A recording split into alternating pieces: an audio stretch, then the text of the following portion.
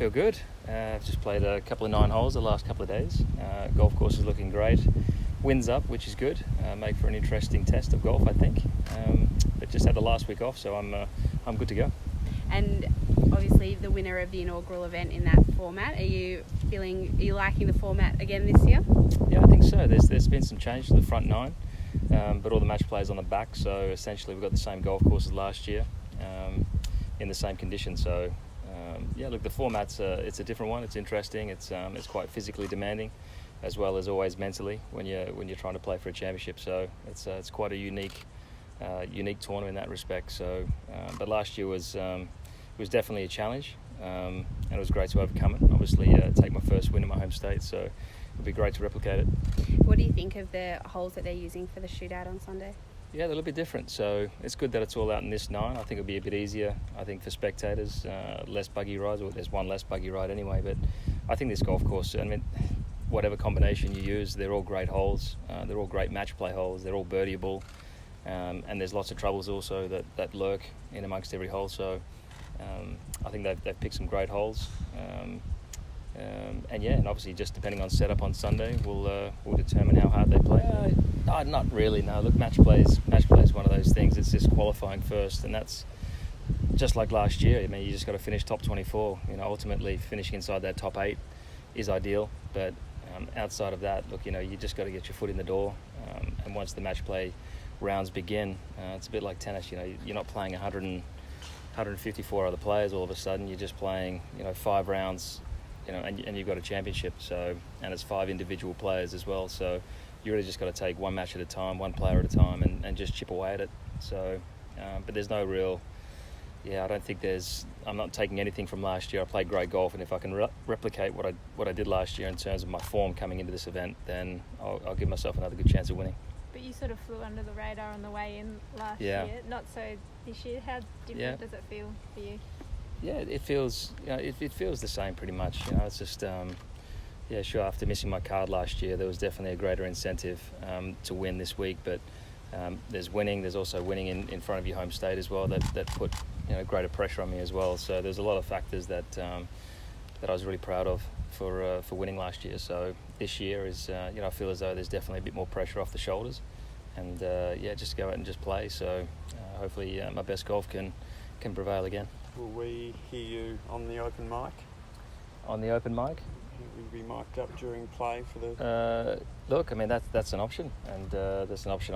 I'm happy to actually to get mic'd up, and it's different, it's unique, and I think Keith Pally along with the European Tour. I mean that's exactly what we're trying to achieve. I think is just with these events and others throughout the year is just to create a bit of difference, and obviously just create a bit more of a spectacle as well for the viewers. Do you think that's the type of thing that helps grow the game?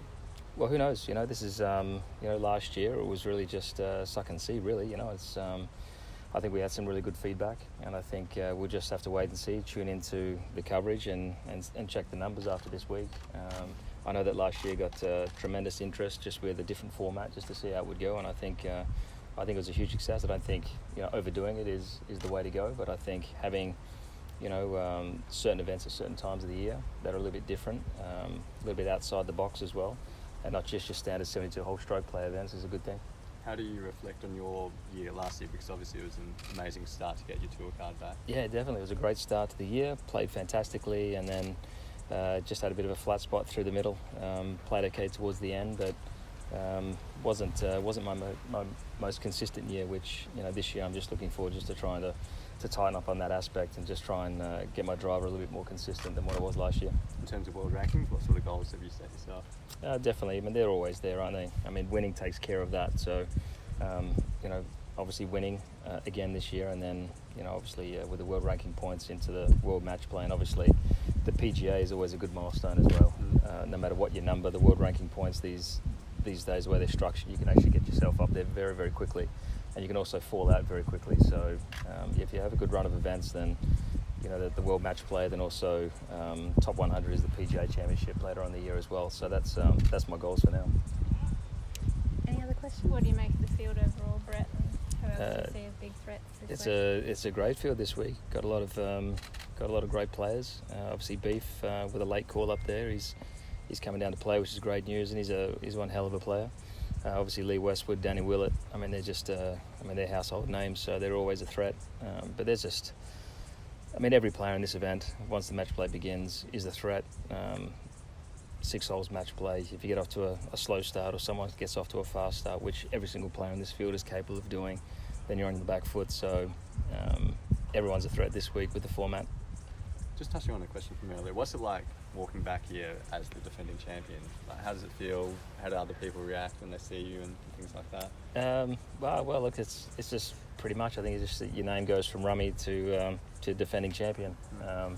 Everyone just seems to give you that title for the week, which is pretty cool. But maybe they're just trying to employ a bit more pressure on me. But it feels good. It's always nice coming back to defend the title. So unfortunately, I haven't done it enough in my career.